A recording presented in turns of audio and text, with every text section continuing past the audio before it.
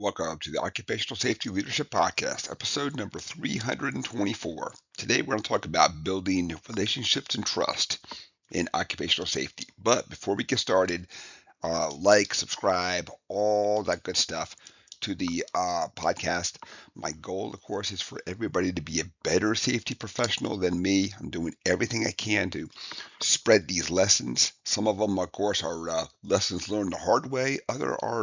Others are going to be ones that I stumbled upon and they worked out great and they weren't too hard. But I think there's going to be a little bit of something for everybody to learn from. You can. Oh, and I want people to copy, steal, all that stuff, everything I've ever done, and make it better. So I don't have all of the answers, but you may hear some different perspectives and strategies to make your program better. So let's get started. As a safety professional, many times we meet all of the new folks who come in. That they're going to go through safety orientation, and we do a good job of meeting the new folks. But what happens when you're the new person? You don't know anybody. So this is where we sit down and we start to build those relationships. We get out, we walk around. If you're into shaking hands, you shake hands, and just you're going to ask people about their job. You're going to watch what they do. And I know we all have a different level of comfort, but maybe a potential strategy is every day you just try to meet one new person at, out there. So the big thing that people need to understand, of course, is that not just that you're there, for safety and you're there to help and you're there to make things better and all that kind of stuff then, but they see you as a person as well then.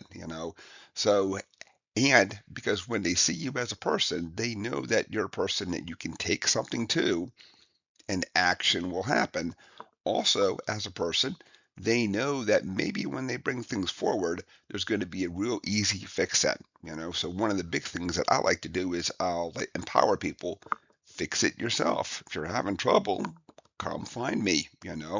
So, but back to the topic at hand then, we want to build those relationships so that when people have a issue, they can bring it to somebody. So there are a couple of work sites out there.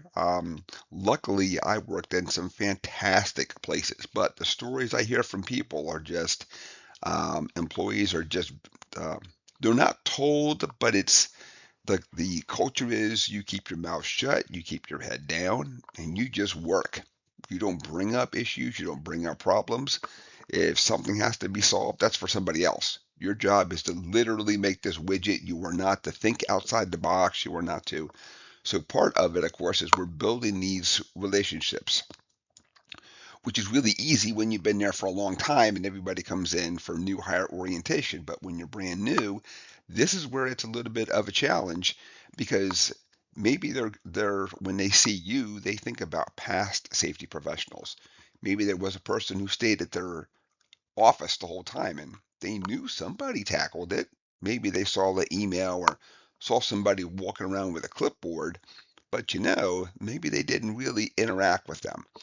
Or they had a not very positive interaction where something was brought forward and the person just dismissed the idea, played it down, or said, "Yeah, I'll fix it," and then it never got fixed.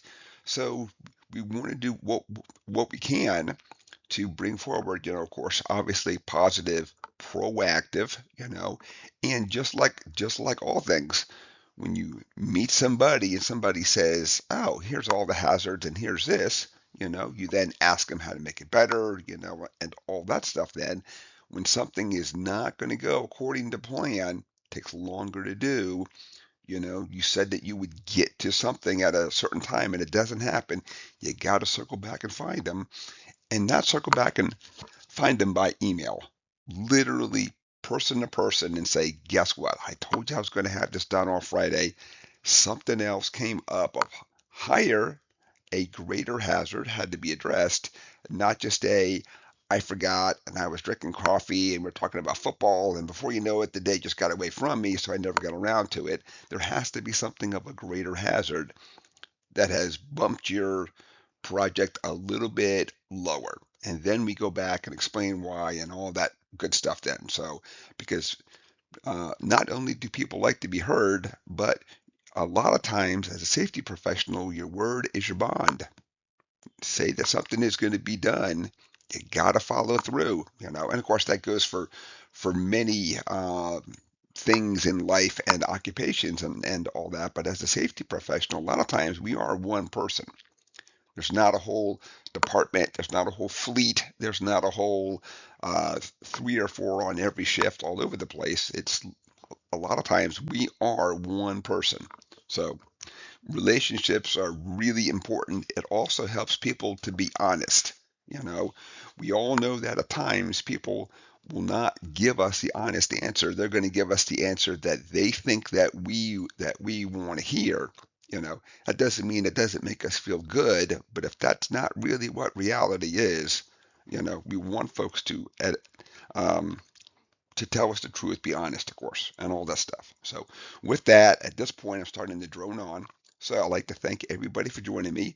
Again, please like, subscribe, all that good stuff. Then let's try and get this out more so more safety professionals are going to be better. So, with that, my name is Dr.